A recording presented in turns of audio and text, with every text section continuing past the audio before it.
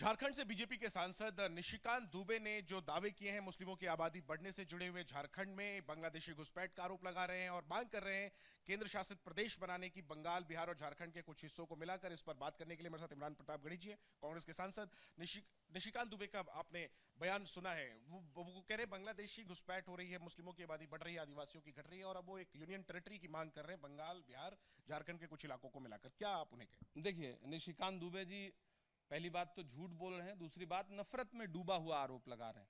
और अगर वो ये आरोप लगा रहे हैं तो दरअसल वो अपने गृह मंत्री पर सवाल खड़ा कर रहे हैं, अमित शाह जी पर सवाल खड़ा कर रहे हैं। वो गृह मंत्री का जो मंत्रालय है वो इसका मतलब अवैध घुसपैठ नहीं रोक पा रहा है, तो बहुत बड़ा सवालिया निशान अमित शाह जी पर है, गृह मंत्रालय पर है। और दूसरी महत्वपूर्ण बात कि इससे पूर्व तो भारतीय जनता पार्टी की सरकार थी, रघुवर दास 5 साल मुख्यमंत्री थे वहां के, इसका मतलब वो रघुवर दास पर भी सवाल उठा रहे हैं।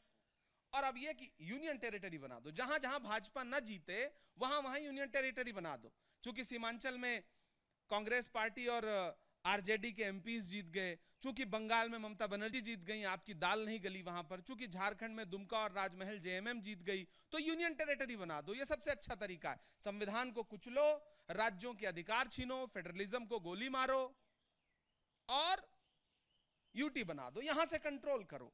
और जहां जहां आपने यूटी बनाया है वहां वहां के लोग कितना भी आंदोलन करें, लद्दाख में कितने दिन से आंदोलन चल रहा है, उनकी आवाज मत सुनो। यही तो है संविधान को कुचलना, जिसकी बात राहुल गांधी जी लगातार अपने चुनाव प्रचार के दौरान करते रहे हैं। निशिकांत दुबे जी की ये सारी डिमांड्स उनके अपने गृह मंत्रालय पर सवाल खड़ा करती हैं, उनकी पूर्ववर्ती सरकार रघुवर दास के मुख्यमंत्री काल पर सवाल खड़ा करती है। सर, इसमें एक आखिरी सवाल पूछ रहा हूं, आपने भी झारखंड में काफी प्रचार किया, ये जो कह रहे हैं कि आदिवासियों की संख्या घट रही है, मुस्लिमों की बढ़ रही है, इसमें क्या कुछ इसमें बुनियादी बात है, कुछ इसमें ठोस है लग रहा है? और सवाल ये, क्या आपको लगता है विधानसभा के चुनाव होने झारखंड में, उसके पहले ये एक आदिवासी बना मुस्लिम कार्ड की कोशिश नजर आती है? दरअसल जैनेंद्र जी, हेमंत सोरेन को जबरदस्ती जेल भेजा गया, जेल भेज करके बिना किसी ठोस मामले के, न्यायालय की टिप्पणी भी है इस बात पर, उनको जेल में रखा गया।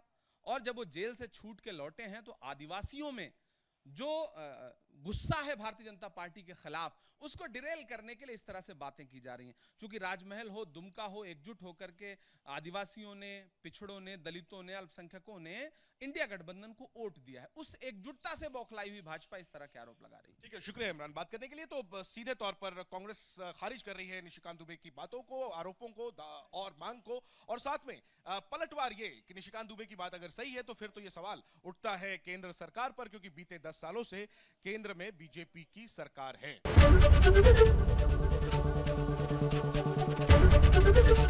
एबीपी गंगा, खबर आपकी, जुबान आपकी।